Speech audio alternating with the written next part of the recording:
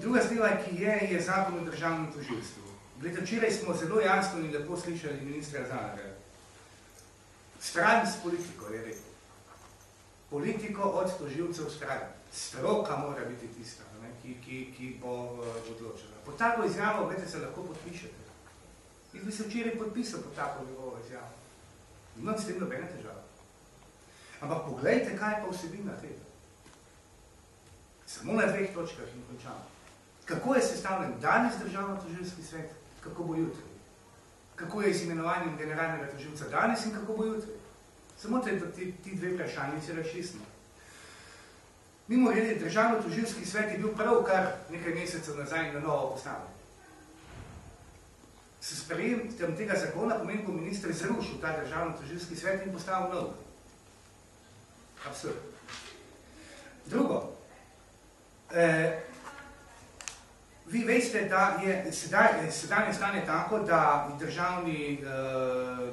državno-tožilski svet sestavlja 7 državnih tožilcev, ki sami sebe med seboj volijo. Po različni okrožni, okrajni in tako dalje, ampak tožilci volijo tožilce in pridemo do članov državno-tožilskega sveta. Enega ima pravico imenovati minister in to je to.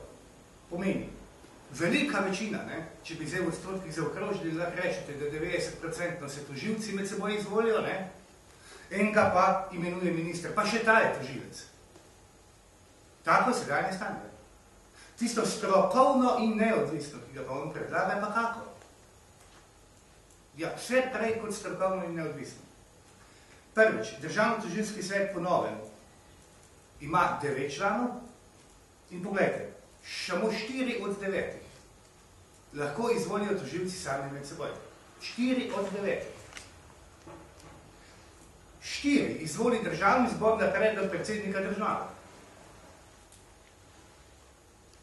Spet upletamo predsednika države, a ne, in mu dajemo neke pristojnosti, ki jih ustavi nima. Odnosno mu jih dajemo z zakonom in s tem širimo njegova pooblastila, kot da po naši ceni gremo seveda predalaš. Ampak, pogledajte, 4 bo torej predlagal predsednik države. Predsednik države je vse, odkar imamo Slovenijo levo politično opredeljen, ta še daleč najbolj. Torej bomo dobili koga? 4 levo politično opredeljene kandidate. In enega bo predlagal minister Zalar. Torej boste imeli kaj? 5 levo opredeljenih državnih tožilcev, 4 tiste, ki so strokovni. To je torej ta ministra Zalarja strokovni predlog. To ni strokovni predlog. To ni noben strokovni predlog. Ponovno poudarjam, mi bomo imeli torej 5 tožilcev, ki bojo izbrani po politični liniji in 4, ki bojo sami ti sebe izbrani.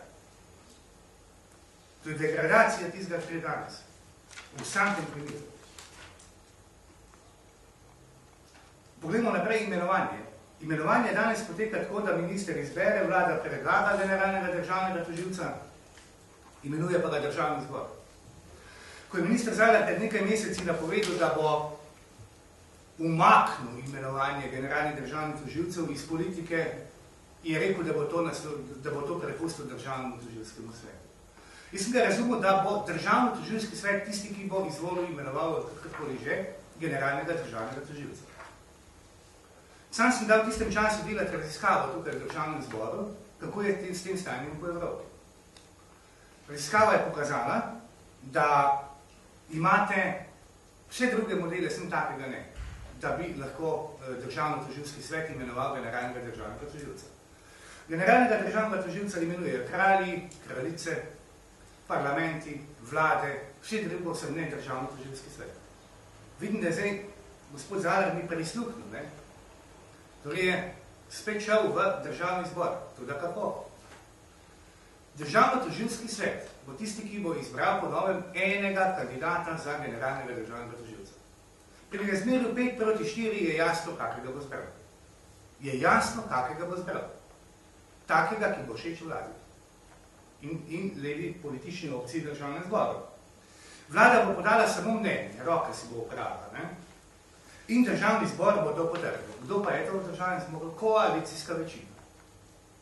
Torej, tipično, spolitizirano, politično imenovanje napram sedanjim ustavi. Ne glede na to, da tudi zdaj na nek način, vi boste rekli, in to je res, ne, državni zbor imenuje generalnega državnega tožilca, ampak naj ga imenuje in naj prevzame odgovornost, ni težava.